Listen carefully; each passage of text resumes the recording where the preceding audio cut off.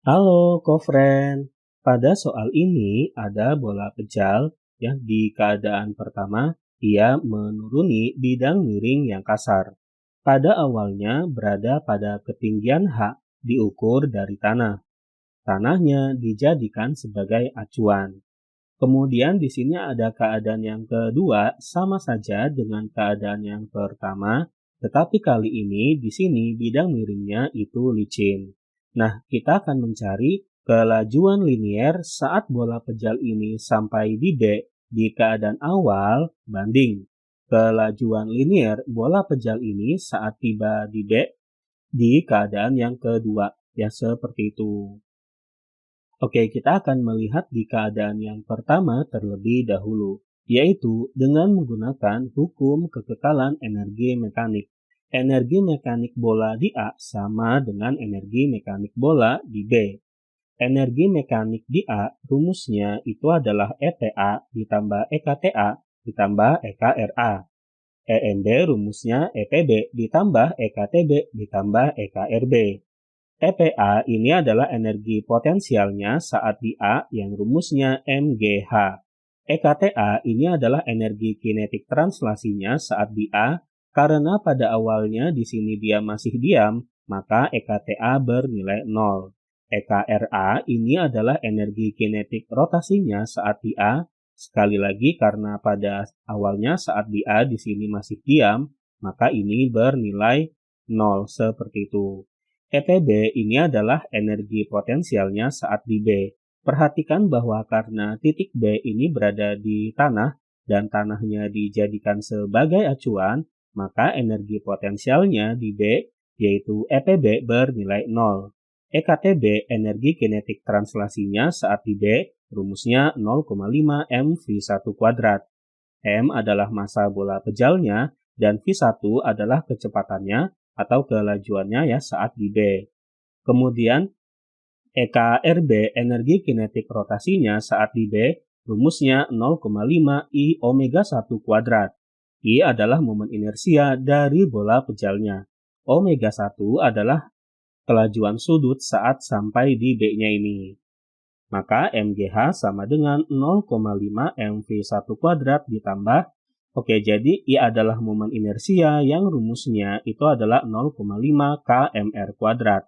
K konstanta inersia dan R adalah jari-jari dari bola pejalnya. Kemudian hubungan antara omega 1 dan V1 itu adalah bahwa omega 1 sama dengan V1 per R. Kemudian di sini kedua ruas bisa dibagi dengan M. Lalu kedua ruas ya juga bisa dikali dengan 2, hasilnya 2GH sama dengan V1 kuadrat dikali dengan 1 plus K. Sekarang kita ke keadaan yang kedua ya, yaitu sekarang di sini bidang miringnya licin. Perhatikan bahwa karena ini licin, maka nanti ada perbedaan ya dengan yang sebelumnya ini kasar. Kalau kasar, ini kan nanti menggelinding. Karena dia menggelinding berarti kan tidak hanya bertranslasi juga tetapi juga berotasi. Makanya di sini ada energi kinetik translasi, juga ada energi kinetik rotasi. Nah, sekarang kalau licin, ia tidak akan, maksudnya di sini kalau licin dia hanya bertranslasi saja ya, dia tidak berotasi ya seperti itu.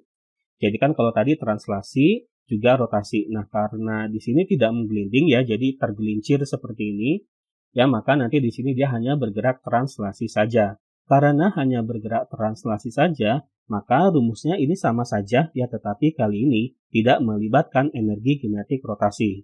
Ya, jadi ini bisa kita tiadakan yang EKRA dan EKRB-nya ya. Jadi kita mulai langsung dari sini saja, tetapi tidak melibatkan energi kinetik rotasi, sehingga yang didapatkan jadinya begini, yaitu EPA ditambah EKTA sama dengan EPB ditambah EKTB2. Sekarang energi kinetik translasinya saat di B kita namakan EKTB2 seperti itu. Kemudian tadi ini sama ya, MGH ini 0, kemudian ini 0, kemudian energi kinetik translasinya saat di B EKTB2 rumusnya 0,5 mv2 kuadrat. Kemudian kedua ruas bisa dibagi dengan M. Hasilnya 2GH sama dengan V2 kuadrat. V2 adalah kecepatan atau kelajuan bola pejalnya saat tiba di B ya, untuk yang permukaan licin ini. Dan perhatikan bahwa karena ini kan sama-sama 2GH, ini 2GH hasilnya, yang ini juga 2GH, maka itu berarti ini akan sama dengan ini. Ya, kita tulis di sini jadi V1 kuadrat 1 plus K-nya sama saja dengan V2 kuadrat.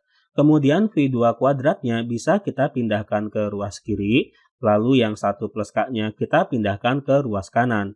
Lalu kedua ruas diakarkan sehingga didapatkan V1 banding V2 sama dengan akar 1 per 1 plus K.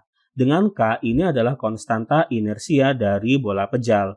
Untuk bola pejal, konstanta inersianya itu bernilai K yaitu 0,4. Kemudian setelah disederhanakan didapatkan hasilnya akar 5 per 7. Ya, jadi ini adalah perbandingan atau V1 banding V2-nya. Di opsi jawabannya itu adalah yang E. Oke, nilai jawabannya. Sampai jumpa di soal berikutnya.